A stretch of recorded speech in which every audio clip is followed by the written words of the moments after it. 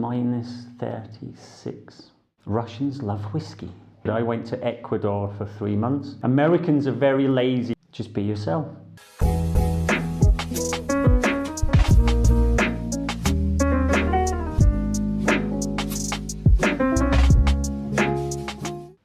Yeah, my name's David Stewart. I come from Scotland and I've come to help Language Link teach some English.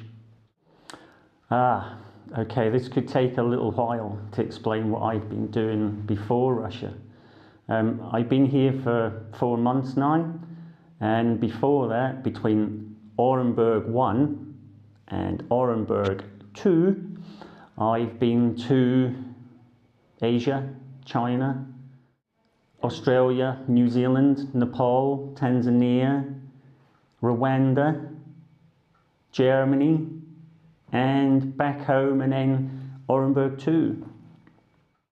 I was here in 2014, and as soon as I stepped off the plane, Dennis, who came to pick me up, said it was -36. Very cold. Teaching here is, I enjoy teaching anyway. It doesn't have to be here in Russia. It could be anywhere. I have the triplets, the Schmarrens, so they're 4 years old and up to adult and in between. So I don't really have a preference of age that I'm teaching. So it could be anybody, could even be you. Probably the best thing I like about Russia is you can just be yourself. I don't feel pressured. That's probably because I'm from another country and I don't see as much as the other people who live here. But I have no problems here in Russia. Living back in Britain and Europe, it's quite difficult at the moment. There isn't anything that shocks me about Russia. I've travelled to quite a few countries. Russia reminds me a lot of Scottish people, to be quite honest. And we have a lot of history as well that goes back maybe 300 or 400 years. So I'm of an age now where nothing shocks me. What's close to Scotland? We have a lot of history from Catherine the Great. There was an admiral who defeated the Turks. His name's Admiral Grieg, and he was born maybe 20 kilometers from where I was raised. We introduced football to Russia. It should have been rugby. And Russians love whiskey. Scottish love vodka. And we both drink a lot of tea. So my free time is music, books, film, and if I have a lot of free time, would be travel. If you were to take one of those away from me, I would probably die. I started teaching in 2012. I volunteered. I went to Ecuador for 3 months. I spent 2 months in Galapagos Islands doing volunteer teaching, which was really exciting. I then travelled through South America. I taught in Bolivia, in Colombia. There must be another somewhere, I can't remember. So yeah. Americans are very lazy at what they do in English. That's it. Oh yeah, definitely the accent. And they're very lazy. They tend to cut the words off at the end. Gonna, what does gonna mean? And so they have some really strange things, like they have trunk and we have boot, they have gasoline and we have petrol.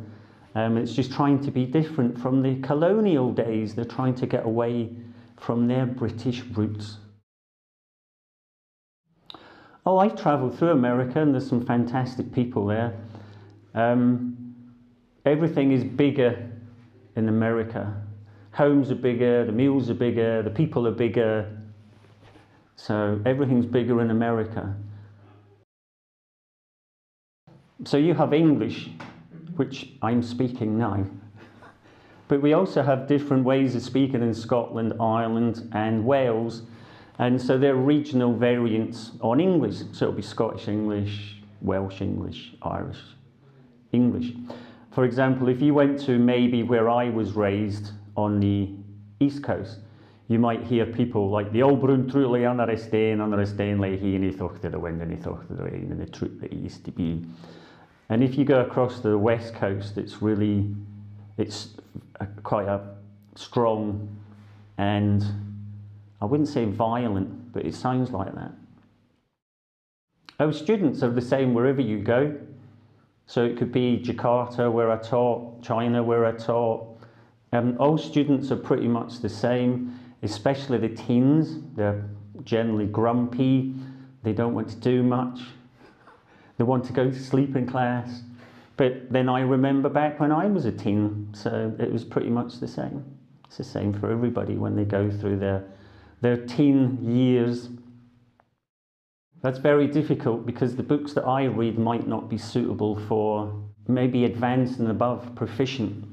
I can't really recommend any books below that for anybody to read.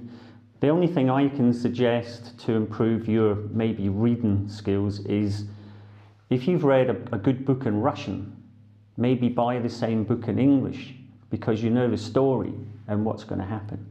And so you can follow it through in the English version. This is a really hard question for me to answer because I'm a very lazy student. But just keep going, just keep practicing your English, keep going to your lessons, don't miss them.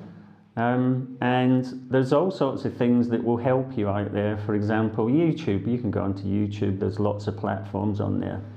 And watch films, maybe in English with Russian subtitles or vice versa, and the same with songs. So yeah, there's lots that you can do to help to improve any language on the internet.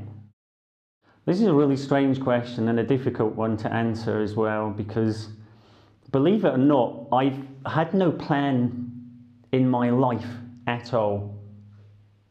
I've just wandered through life. I haven't gone, okay, I'm going to do this and I'm going to do that. I've had like, oh, that feels really good. Oh, that's a good idea. I'll try that. And if it doesn't work, try something else. It's the same with education and it's been the same with work. And so my birthday is next month. I'm getting closer to being 60. And I still don't know what I want to do with the rest of my life. So it's okay not to know what you want to do when you're younger. That's okay. Just be yourself and try to be happy. That's all anybody wants to. No. No funny stories. There's lots of funny stories. But what happens in my classroom stays in the classroom. It's not shared outside the classroom. And so there's been lots of really funny, good moments in the classroom, and I'm not going to share confidence. Oh, I'm proud of all my students, from the ones who think they're terrible to the ones that think that they're fantastic. I understand that the teens have got so much work from school, and sometimes it's difficult for them to come to lessons, but just keep coming. I can't repeat the sort of music that I use in my lessons, I'm afraid. Like I said, what happens in my classroom stays in my classroom. Okay, one song that I have played is We Have All the Time in the World by Louis Armstrong. And I Think You Freaky by Die Antwoord.